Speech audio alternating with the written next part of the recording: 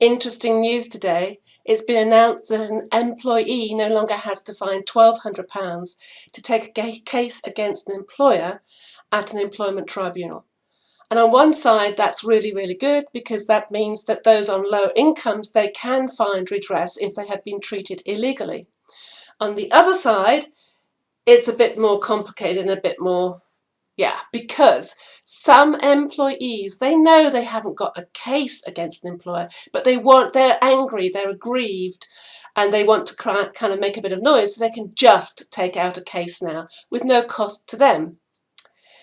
And so there are going to be more employment tribunal cases around, and it means that there's going to be more cost and inconvenience to companies, and you can never really mitigate against the aggrieved employee or the employee that wants to make a point against the world, and you happen to represent the world to them, and so they're going to take a case against you.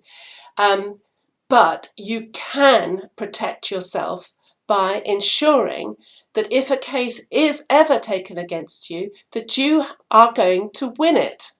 And there are some very simple steps that you can take, so easy, that you need to know about in order to win any employment tribunal case that may be taken against you. The first is that an employment tribunal really could not care whether you were right to dismiss someone or not. They really couldn't care. Absolutely couldn't care. They assess a case on the following. Did you follow your policies and procedures? Now, if you're a larger company, you'll have them written down.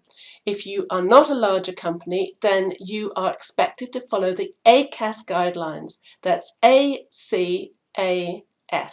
Google them. Easy to find. The second is, did you act reasonably at all times? Now, the first point is really quite easy. You either did follow the policy or you didn't follow the policy. It's black and white, yeah? This one, a little bit more difficult. Did you act reasonably at all times? Because, of course, what one person considers to be reasonable, another person considers to be unreasonable. So on this one, you have to really take it very carefully, act calmly at all times, never in anger. Give people the benefit of the doubt and really look for a pattern of behaviour. So say they're avoiding meetings with you and they've avoided one meeting, or maybe something came up, things do.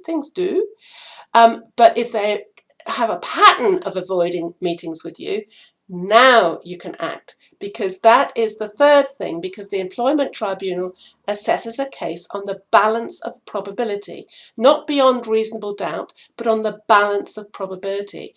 Is an employee culpable on those grounds? The fourth thing to remember is to back up every conversation, feedback conversation that you have with your staff member by email. Send a confirmed written summary of the conversation. It can be chatty, it can be upbeat, it can be really reasonable. But send that email as soon as the conversation is finished. Because if you take action under a disciplinary or a capability process, it's reasonable for you to have taken some more informal conversations before taking formal action.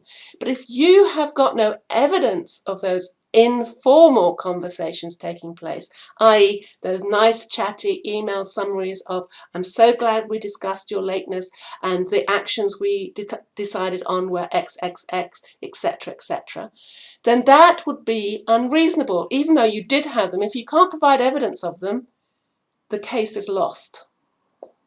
So, very easy to avoid a case being awarded against you in an employment tribunal. If you want more details, then check out, because you can go to my website and download a 9-page free guide on how to have difficult conversations, how to plan those conversations, what to include in them, and how to say what needs to be said. All you have to do is just follow the link below. Take care. Bye.